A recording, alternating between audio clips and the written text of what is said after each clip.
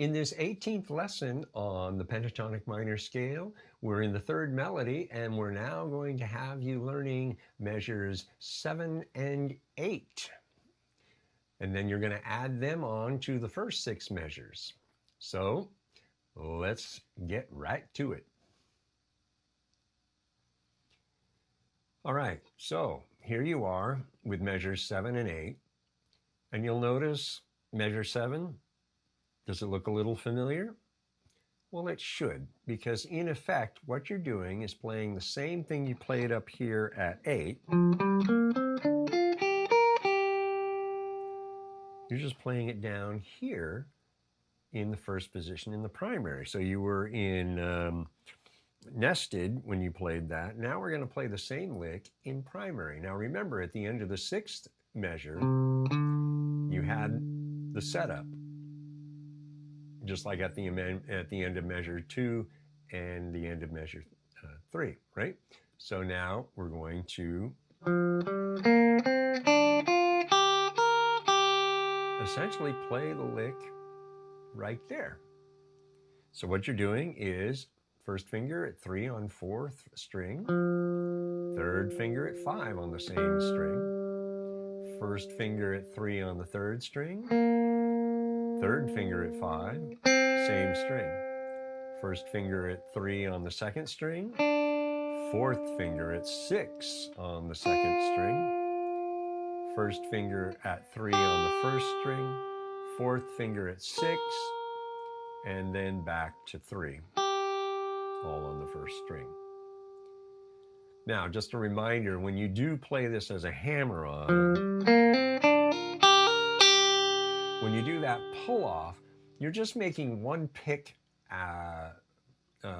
motion on the note that sets up the hammer,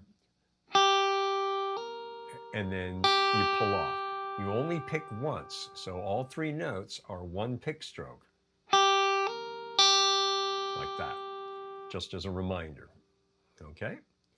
So if you want to pause and go through that, go for it. And you can even add the first part of it from the previous measure. Now, so it's 1 E and 4 E and 1 E and 2 E and 3 and 4 and. So you're completing the phrase right there, holding it for 2 beats. Now you can hammer it if you want. That too is possible, but I suggest you pick everything to help your pick articulation to move forward and be really good at that. All right, so let's look at measure 8.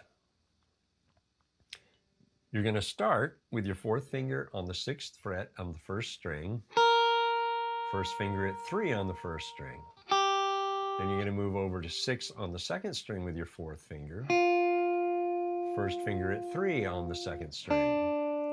Then the 3rd finger at 5 on the 3rd string, first finger at 3 on the 3rd string.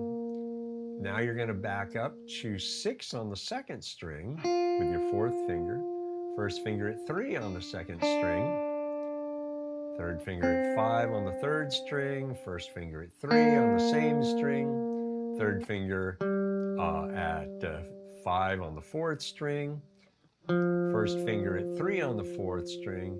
Then you're going to back up to the 3rd string at 5 with your 3rd finger, first finger at 3 on the same string, 3rd finger at 5 on the 4th string, 3rd finger at 3, or first finger at 3 on the 4th string. So that second measure is 3 E and 4 E and 1 E and 2 E and 3 E and 4 E and So you'll notice when you back up a string, you're actually not on the beat in the first part, but you are when you go back to the 3rd string. So when you go back to the 2nd string, you're on the and of the 2nd beat, and then 4E, and so then you are on the beat when you back up for the second half of that lick. All right, a lot of explanation there. So absolutely.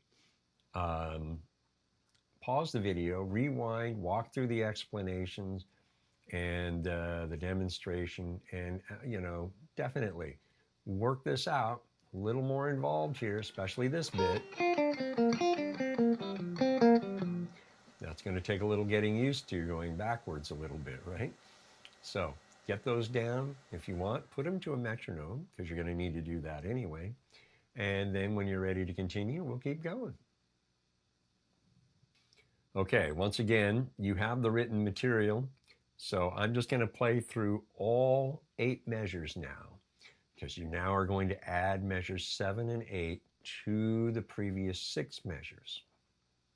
All right, so here's what it should sound like.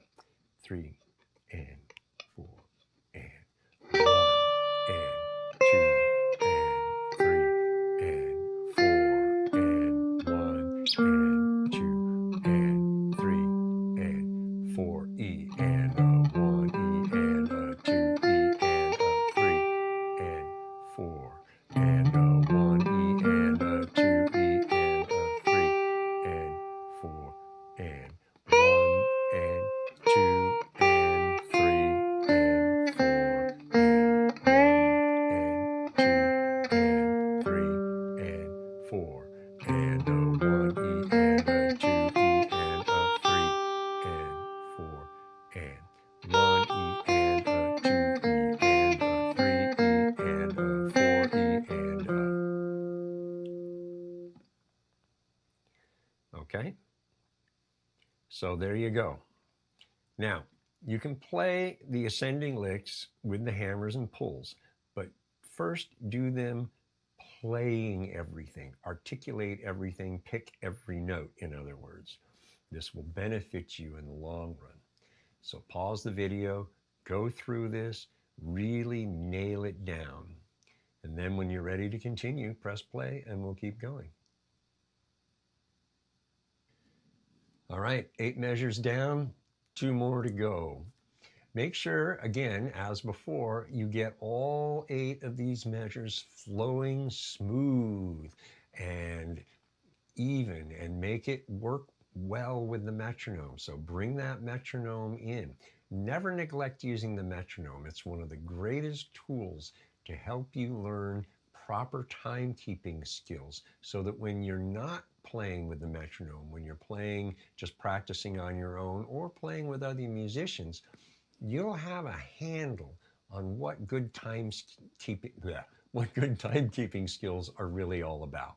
And that's what it's all about. You want to calibrate your internal metronome so that when you are playing without a metronome, you know you're keeping time well because you've calibrated the one in your head, right?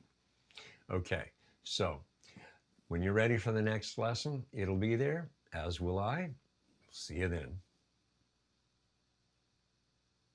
Hi, thanks for watching. If you haven't yet subscribed, it's free. Hit the red button down there in the lower right-hand corner. Below the video, there's a gray notification bell if you want to be notified when new content is posted, which we often do about once a week. I also have Outsmart Your Guitar over on Patreon. That channel features content that isn't included here on YouTube, so you may want to go check that out. There's 2 levels of subscription there, and we'd really love it if you became a patron and showed us your support there as well. All right?